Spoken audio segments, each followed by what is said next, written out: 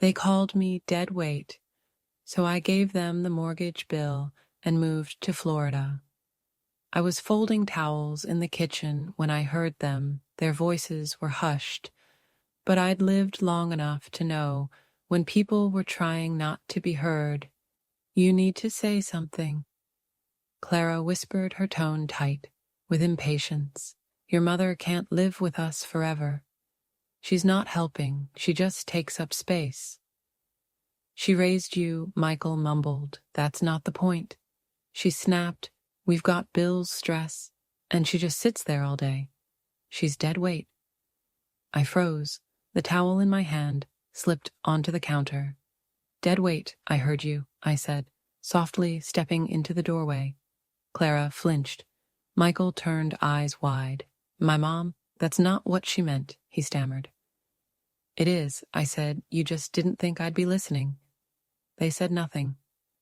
I walked back into the kitchen, folded the last towel with shaking hands, and placed it on the stack. My heart beat steady, slow but strong. I had lived through far worse than words, but still some words stayed. That night at dinner, I spilled a bowl of soup. My hand trembled. Arthritis had been cruel lately, and the bowl slipped just as I set it down. "Seriously," Clara hissed. Hot broth soaked the tablecloth, dripped onto her lap. "I'm sorry," I murmured, reaching for a napkin before I could move. She slapped my hand away hard, then slapped my face. It wasn't the sting that hurt. It was the silence that followed. Michael just stood there. He didn't yell, didn't ask her what she thought she was doing. He just looked at me, then looked away. It was in that moment I realized he wouldn't defend me. Not even against this. Then came the sound of a door opening. Mom Ann's voice, my daughter, my youngest, the one I hadn't seen in over a year. She stood at the threshold, suitcase still in hand, face stunned. She had just come from signing her divorce papers. I knew this because she had called me 3 days ago, crying so hard she couldn't breathe. She saw my red cheek, the spilled soup, the way I was holding myself together, with nothing but shame. Then she saw Clara, and she didn't hesitate. The slap echoed. Clara staggered back, stunned. "You touch my mother again, and I will break both your hands," Hans said through clenched teeth. Michael jumped up. "What the hell on? You don't live here. You don't get to come in here and act like some hero." Anne turned slowly. "You let your wife hit Mom and said nothing. You let her call Mom a burden and just stood there like a coward. She's not helping us." He snapped. "She just takes up space just like you. A divorced parasite who ran back to her mother. The second life got hard." Anne recoiled like he'd hit her. "Too, you're just like her." He spat. "Both of you useless." That's when I stepped between them. "Enough," I said. They both froze. I looked at Anne. "You're not useless." Then I turned to Michael. "And you're not my son anymore." His mouth opened. Nothing came out. I walked away, sat in my chair by the window, the one they all said I stared out of like a ghost. But I wasn't a ghost. I was very much alive, and I was done. There was a time I believed that giving would guarantee love, that the more you gave, the more you'd be cherished. I believed that loyalty, when paid forward in silence, would one day echo back in warmth. I was wrong. I sold my house to help Michael buy his. It was a small brick home I had lived in since he was 9. The paint peeled on the porch.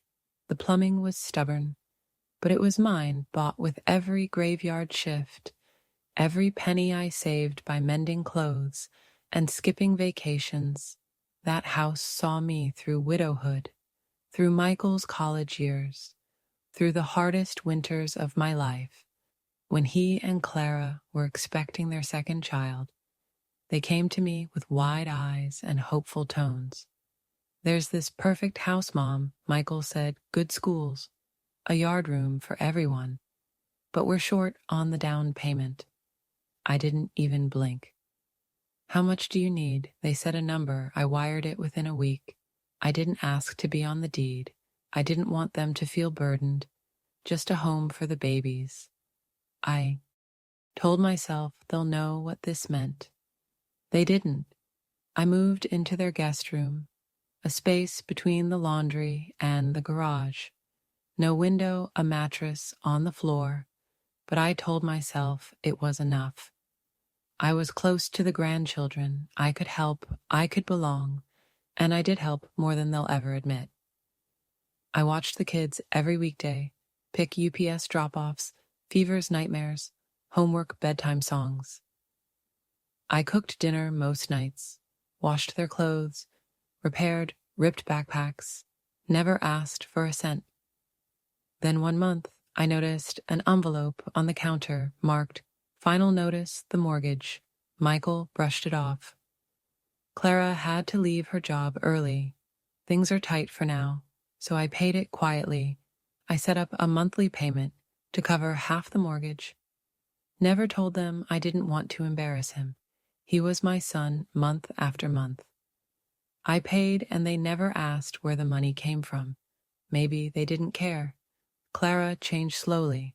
At first, it was small things, rolling her eyes when I offered to make lunch, correcting me sharply when I told the kids old family stories. "Mom, don't confuse them." She'd say they're learning a different way. Then came the bigger things. "I think we need more space," she said one afternoon, glancing at the toys cluttering the living room. "Maybe if the guest room were open, we could turn it into a playroom." I said nothing, just nodded and gathered my knitting. Another day, I overheard her on the phone.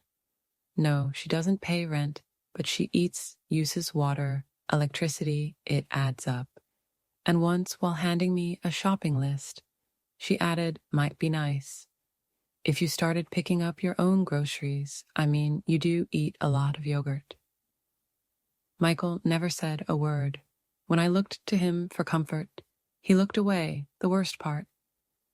I kept trying. I baked her favorite bread, even after she called my recipes dated. I folded her laundry when she left it in the machine for days. I sewed buttons on her blouses when they popped. She never noticed, and when she did speak to me, it was to remind me, "You're lucky we have space, Fo. Are you? Not every family does."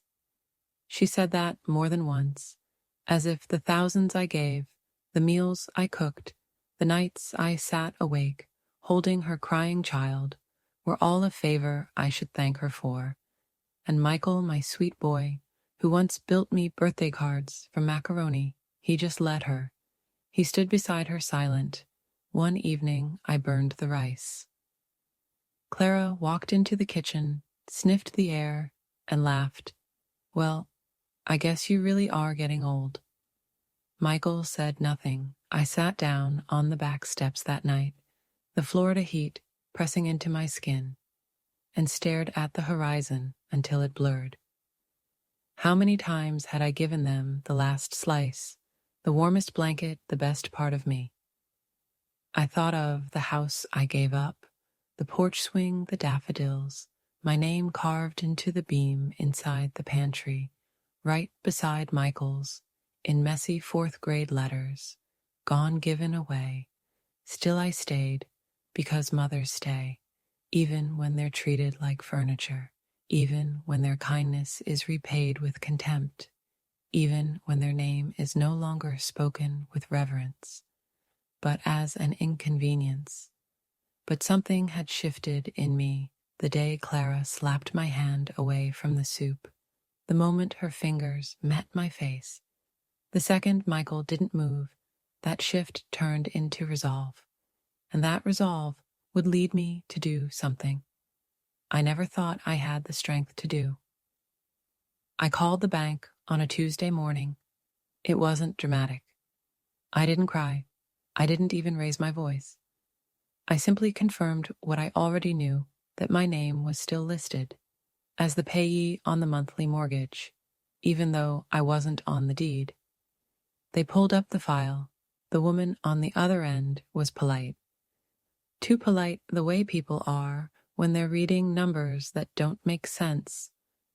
Yes, Mrs. Harper, it looks like you've been making the partial payments since July, and also an additional lump sum last December. That's correct, I said. And would you like to continue these payments? No, I said, I'd like to stop today. Silence.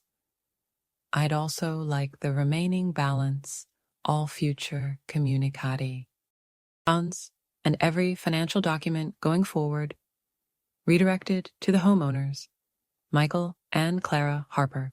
She paused. Of course, I can finalize that request today. Please do, I said, and email me a copy of the confirmation. I hung up, opened my laptop, and printed the letter the bank sent.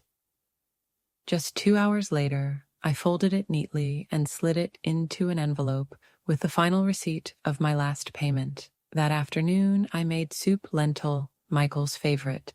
Once upon a time, I baked bread. I set the table. I placed 3 plates out, and in the center of the table, I laid the envelope beside the salt shaker. When they arrived home, I greeted them like nothing had changed. Clara walked in first, pulling off her heels and dropping them on the floor. As usual, Michael followed, his phone still pressed to his ear. Dinner was quiet. The clink of cutlery, the ticking wall clock when the plates were nearly empty. I reached for the envelope and placed it between them. What's that?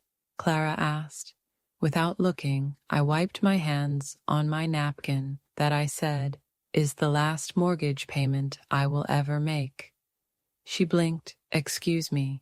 I turned to her. I called the bank this morning, told them to send everything to the legal homeowners. You two, from now on, all responsibility is yours. Her mouth opened, but no sound came out. Michael finally looked up from his plate. Mom, I heard you, I said last week in the living room. I turned to Clara. You said I was dead weight, Clara scoffed. That's not, yes, I interrupted. It is, and now I'm removing the weight. Michael's face turned red. His eyes dropped to the table. I've paid this house for 3 years. I continued, half the mortgage, the down payment, groceries, repairs. I've cooked your meals, raised your children, stayed quiet when you rolled your eyes and turned away. When you turned cold, I reached down, lifted my small suitcase from beside my chair, and set it upright. But now the givers are done giving. Clara stood up, her voice rising. You can't just leave. What about the kids? You can't just drop this on us. Can I said, and I am Michael, looked like a boy again, one who done something wrong and didn't know how to undo it. Mom, please, just let's talk. I turned to him. My son, you let her slap me, I said low and calm. You let her call me names. And when your sister stood up for me, you called her trash. You stood behind her every time, even when you knew she was wrong. His eyes filled with tears, but not a word came out. I'll be gone in the morning. I said you'll get the keys back. You can convert the guest room. Do what you like. Where will you go? He whispered. I smiled. Where I'm not dead weight. I wheeled my suitcase to the bottom of the stairs, climbed up slowly to gather the last of my things, a few sweaters, a photo album, and my late husband's watch. That night, I slept like a stone. In the morning before the sun rose, I brewed coffee for myself. One last time, in their kitchen, I placed my house key on the counter. No note, no goodbyes, just the click of the door behind me and the long, quiet walk toward freedom. I didn't tell anyone I was leaving. I packed what I needed: a week's worth of clothes, my birth certificate, my pension papers, the recipe box with my mother's handwriting, and the photo of Michael and Anne as toddlers, in the backyard, mouths sticky with watermelon. I left the house key on the kitchen counter, next to a cooling cup of coffee. One last act of routine. No farewell note. At 5:00 a.m., I rolled my little suitcase down the street to the bus stop, the wheels clicking softly against the pavement. The morning air was thick with quiet. A neighbor watering his lawn waved. I waved back. He had no idea I was disappearing. The Greyhound bus was half full, the vinyl seats cracked with time, the air stale but not unkind. I sat near the window and watched the city shrink behind me, the place where I had lived like a shadow in someone else's house. I didn't cry. There was nothing left to grieve. I rode through Georgia's sleepy hills into the warm breath of the South. Hours passed in silence. I ate saltines from my oat pocket. I wrote a few lines in my journal, then stared out at the endless fields. I thought about Aunt, the daughter I hadn't seen in over a year. She lived in Sarasota now. Last time we spoke, she was whispering through tears, "I think I'm done. I just don't know how to leave him." I knew that voice. I had once used it myself when I finally arrived. The air in Florida felt different, softer somehow. Even in the heat, I stepped off the bus into sunlight and cicadas, my suitcase bumping behind me like an old friend. Anne lived in a modest apartment complex. Just outside town, I walked the last 2 blocks. Her building was beige, with chipped railings and a cracked sidewalk. I climbed the stairs to her unit, knocked twice, and waited. When she opened the door, her breath caught Mom. She whispered. She looked thinner than I remembered. Her eyes were tired, her lips swollen beneath a faint smear of makeup. She had always been good at covering bruises. She wasn't wearing her wedding ring. Neither did she. We just looked at each other, 2 women worn thin from being quiet too long. Then she stepped forward and wrapped her arms around me. No words, just arms, just warmth, just the kind of embrace you only give when something inside you breaks open. I held her for what felt like hours. We didn't need to explain. We knew we had both survived. Houses where love had conditions, where silence was safer than truth, where the cost of staying was your own reflection. Inside, the apartment was small. 1 bedroom, secondhand furniture, the air conditioner rattling like it might give up at any moment. But it was clean, loved, and real. I was just making tea, Anne said, wiping her face. I nodded, sat down at her kitchen table, and let her pour me a cup. There were no questions, like "Why are you here?" or "What happened?" She just placed the cup in front of me, sat across from me, and reached for my hand. And we sat like that, no explanations, no justifications, just 2 women who had finally come home to each other. And cis woman didn't speak much. So the first few days I stayed with her. She moved quietly around the apartment, like she was always bracing for something, for someone. She flinched when her phone buzzed. She kept her back to windows, and at night, even in her own home, she locked every door twice. I didn't push. I folded laundry while she worked late shifts. I made soup and left notes by her coffee mug. I swept the floor.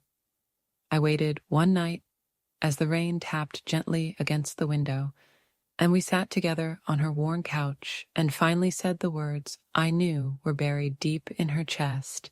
"He calls me garbage."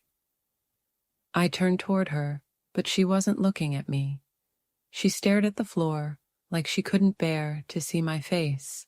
"Not just when we fight," she whispered, all the time when I forget to take out the trash, when dinner is late, when I speak too softly, too loudly, when I breathe wrong. Her hands were clasped in her lap, knuckles white.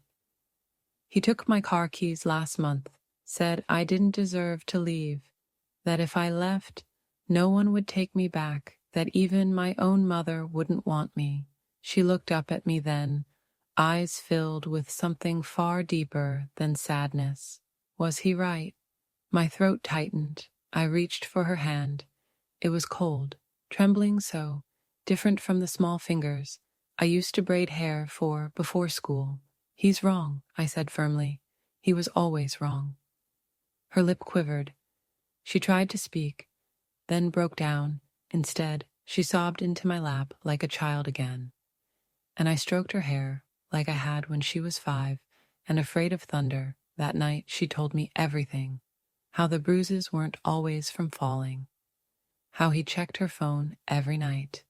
How he once made her kneel on the bathroom floor for an hour because she bought the wrong kind of milk. How she stopped laughing 2 years ago and hadn't noticed until now. I didn't cry, I just held her. And when her tears dried, I said softly, "If you can't leave yet, I'll take you. I'll carry you out myself if I have to." She didn't respond, just leaned into my shoulder. We spent the next few weeks slow, untangling her life. She started saving her paychecks in a hidden envelope. I helped her make a list of what she'd need to take. We practiced what she'd say, who she could call, where she could go, but fear is a stubborn guest. It clings. "I don't want to start over," she whispered one morning. "I'm 39. I'm tired. What if I fail?" I took her hands in mine. "You're not starting over," I said. "You're picking up where someone else tried to end you." And then something shifted. She began to walk straighter. She smiled not often, but when she did, it wasn't forced. She stopped checking the window every hour. Then one Sunday afternoon, she stood in the doorway, holding a thick envelope with trembling hands. "Divorce papers," she said. "I signed them." My breath caught. "Are you sure?" I asked gently. She nodded. "It's time." I rose from my chair, walked over, and wrapped my arms around her. "You saved me," she whispered. "No," I said. "We saved each other because in her freedom, I found mine too." We found the apartment by accident. It was a small place on the edge of town, tucked above a seafood market, and one street over from the beach. The paint was chipped, the plumbing temperamental, but the windows caught the sunrise, like they were built to remember beauty. Anne stood in the doorway, with the lease in her hand, eyes shining. "Can we really do this?" she asked, almost afraid to hope. "We already are." I said we moved in a week later, with only what we needed. A few bags of clothes, a kettle, 2 folding chairs, and a second-hand sofa that smelled faintly of cinnamon. We didn't bring the past with us, just the parts of ourselves we were still learning to love. Our days settled into rhythm, unsold handmade jewelry online, something she'd once done as a hobby in college. I helped with the shipping and packaging, learning the little codes and tools she used. We set up a small corner of the living room, with boxes, twine, and tissue paper.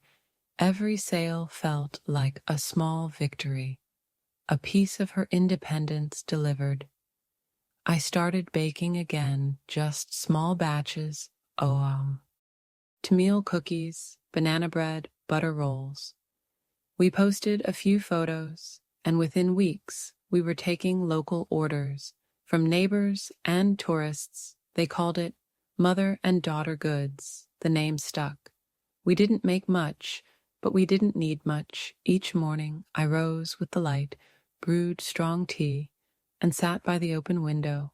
With my journal, I wrote not to remember, but to release, pages and pages of everything I had held back.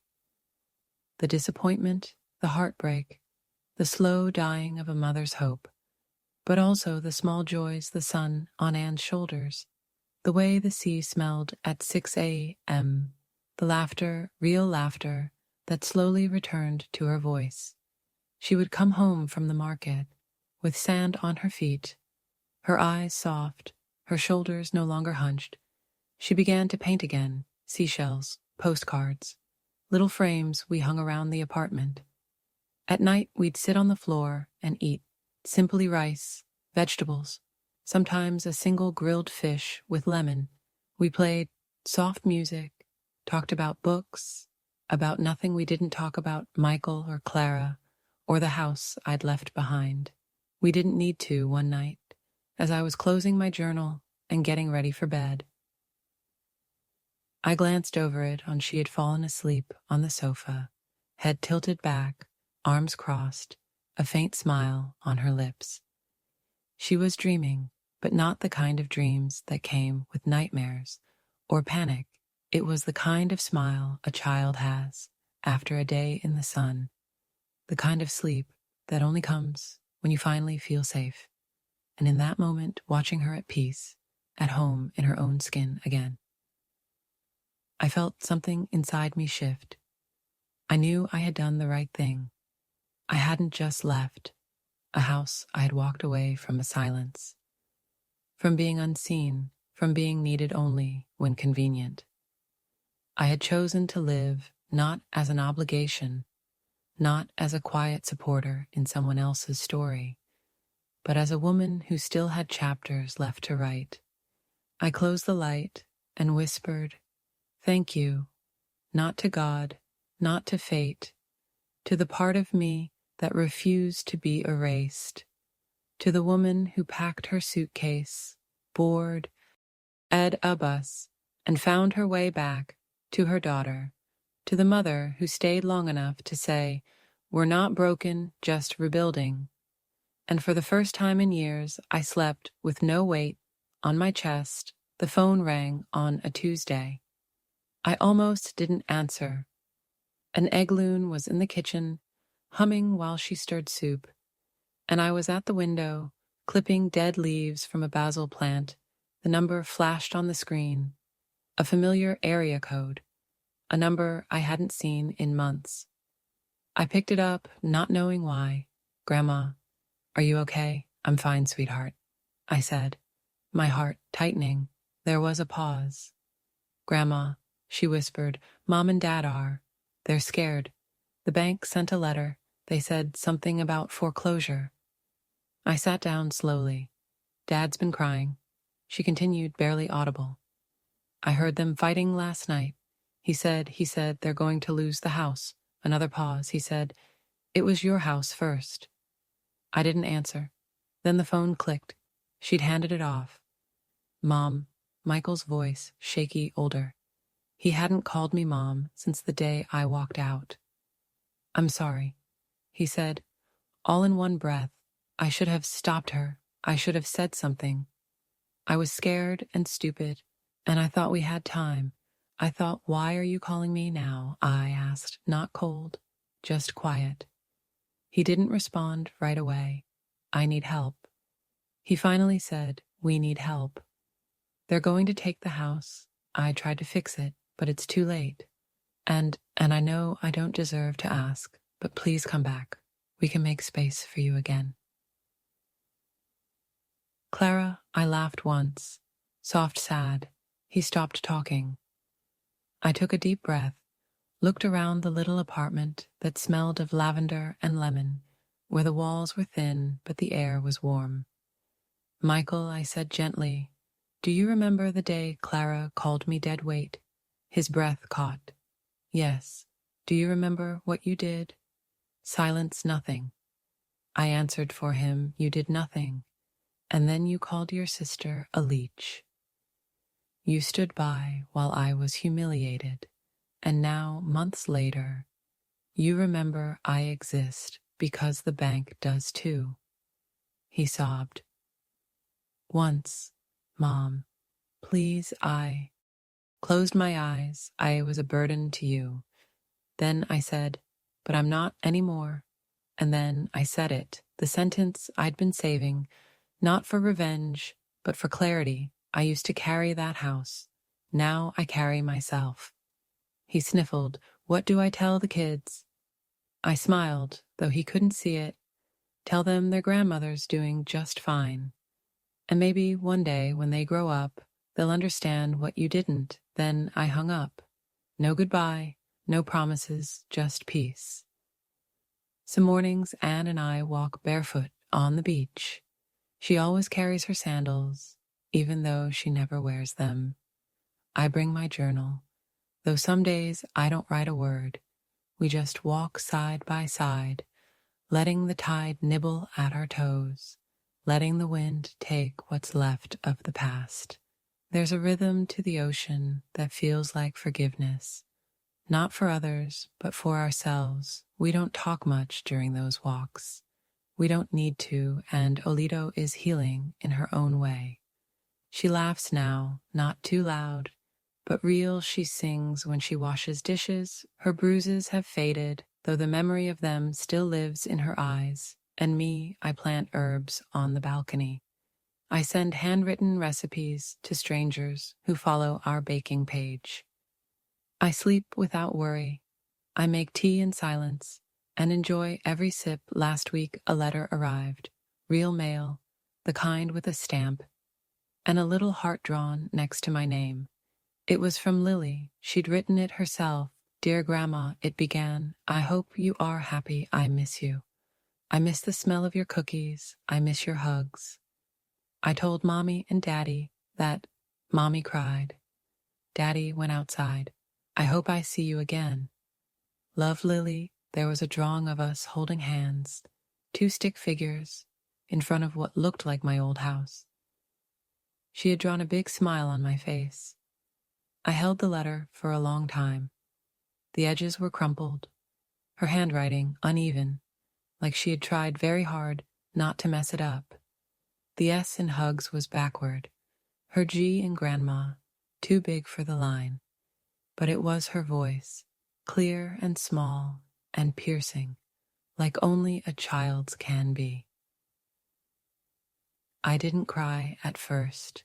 I just breathed. I sat in the sunspot on the floor near the window and let the warmth settle into my knees while I read it again slowly, line by line. Then I folded it, pressed it gently against my heart, and put it on the windowsill. But later that night, when the apartment was quiet and Anne was asleep, curled in her blanket, breath soft and steady, I read it one more time, and I cried, not out of sorrow, but release. Tears came, for everything I had kept inside for too long, for every time I had bit my tongue, for the look on Michael's face when he didn't defend me, for the silence I had mistaken as strength. I cried for Lily too, because children always carry the weight of what adults refuse to fix. But I didn't regret leaving, and that's the difference between grief and guilt. Grief says I miss what I loved. Guilt says I should have stayed. I had carried both for years. That night, I finally set one down. The next morning, I got up before sunrise. I boiled water, sliced lemons, poured Anne a cup of tea she would find when she woke. Then I sat down at our little kitchen table and wrote back, Dear Lily, I began, I miss you too. I told her my cookies still smelled the same, that I had started growing basil and lavender, and sometimes I bake cinnamon bread just for the smell of it. I told her the beach here is soft and quiet, and the seagulls are pushy, little things that always want your toast. I didn't mention the house or her parents. That wasn't her burden to carry. She was just a child, and children deserve to feel wanted, not wedged between grown-up shame and silence. I sealed the envelope and added a little pressed flower inside a dried violet, an ant I had picked on a walk. I wrote to Lily with love in my neatest script, even though my hand shook a little as I placed it in the mailbox. I thought of all the things I'd left behind, and all the things I'd reclaimed. My voice, my dignity, my place for years. I had shrunk myself into corners, quieted my thoughts, convinced myself that being needed was the same as being loved. Bo. T. It's not love doesn't leave bruises. It doesn't call you names in the dark. It doesn't slap your hand away when you spill soup or call you dead weight in the room you paid for. Love stays, love speaks, love sees. And now I walk under the sun with my daughter beside me, and not a single step is quiet. We are loud in our living, in our healing. And as seashells now, she sells little jars of sand and poems on cardstock. And people buy them not because they need them, but because you can feel her heart in them. She sings when she cooks, sometimes off key, and we both laugh so hard we can't finish our rice. We planted rosemary last weekend. She said it was for protection. I told her she didn't need protection anymore. She has herself now, and me. Sometimes we sit on the porch and play old music. She reads me articles she finds online, and I tell her stories I'd never had the voice to share. Before, I used to live like a shadow, apologizing for taking up space. Now I take up space, joyfully, deliberately. My laughter fills the kitchen, my words take time. My memories matter because I matter. I am not a burden, I never was. And if someone says otherwise, that's their weight to carry, not mine. Years passed, and the little apartment by the sea became more than just a refuge. It became a launch pad, an Allison. I didn't just survive. We lived, we learned to say yes to things we'd once been too tired, too sad, or too scared to try. We took small road trips. At first, just an old paper map folded too many times. A thermos of coffee that always tasted slightly of cinnamon, and the radio turned low, playing songs that reminded me of youth. We drove through sleepy towns with crooked porches, into hills where fog kissed the treetops. We visited the Smoky Mountains in spring, flowers blooming like they had something to prove. We wandered through Savannah in the fall, where the sidewalks told stories if you listened. And once on a wild whim, we flew to Oregon just to see the lavender fields bloom, rows and rows of purple, stretchin' toward the sky, like it owed them something. We laughed in motel rooms with leaky faucets and thin walls. We danced under gas station lights. When the music was just right, we took blurry photos with strangers and slept under stars. In places where no one knew our names, we weren't healing. We were blooming. We became women who collected experiences, not apologies, who told stories, not excuses. Each place we went, I brought a new sketchbook. I brought my journal. In those pages, we didn't write about what we'd lost. We wrote about who we had become. She drew sunsets and bridges, hands and shadows. I wrote about the sound of her laughter, about the smell of a bakery in Mississippi, about the woman I saw in the mirror, who no longer apologized for aging. Sometimes we mailed Lily postcards with no return address, just notes about seagulls and sunrises, stickers of fish, drawings of flowers. We didn't know if she ever got them, but we hoped we had made a home from nothing. And for the first time in a long time, we felt rich. But the past has a way of chasing you, especially when it starts crumbling. One humid afternoon, I was kneading dough for a small batch of honey rolls. The window was open, the curtains fluttering, and the air smelled like salt and cinnamon. The phone rang, a number I didn't recognize. I let it go to voicemail. Then Anne's phone buzzed, same number.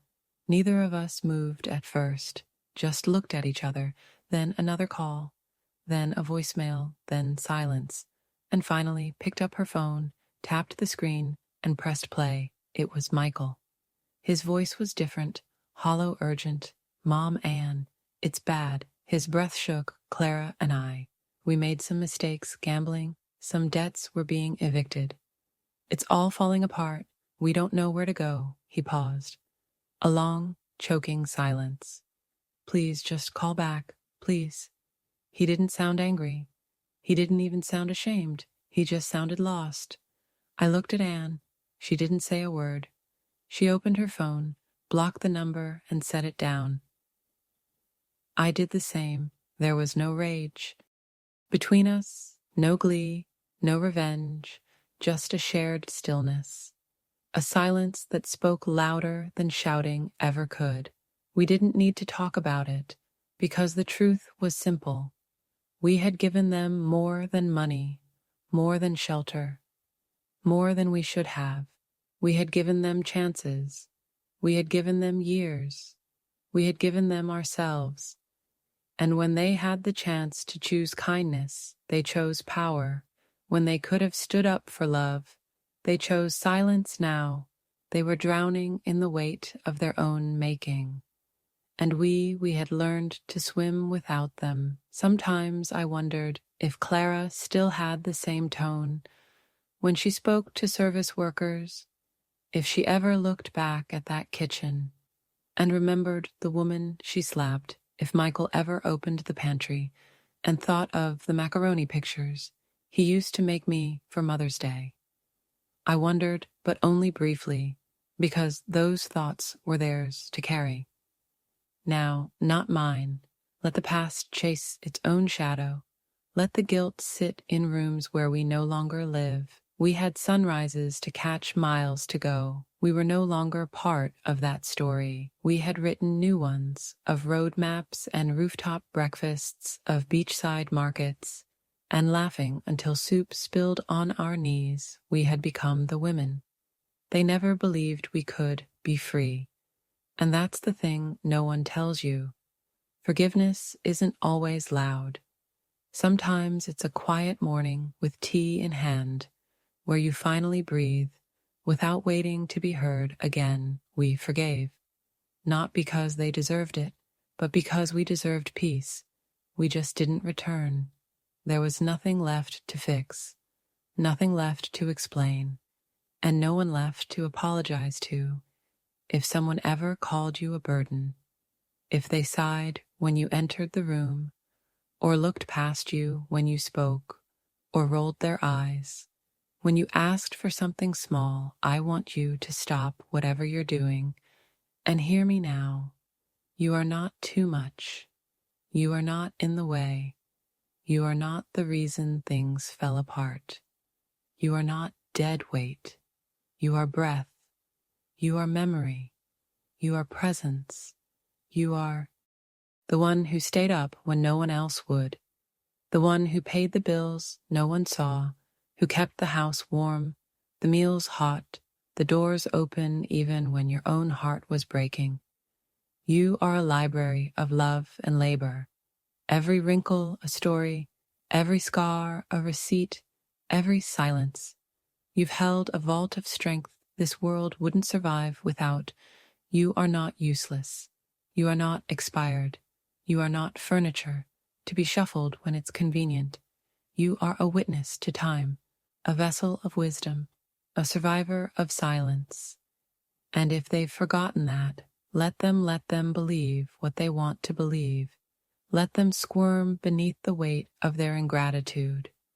Let them sit in the house you once cleaned, eat off the dishes you once bought, breathe in air you once made safe, and wonder why it all feels cold now. Because when a woman like you walks out of a room, really walks, she takes the warmth with her and that chill, that ache in their bones they can't quite name. That's the absence of your grace.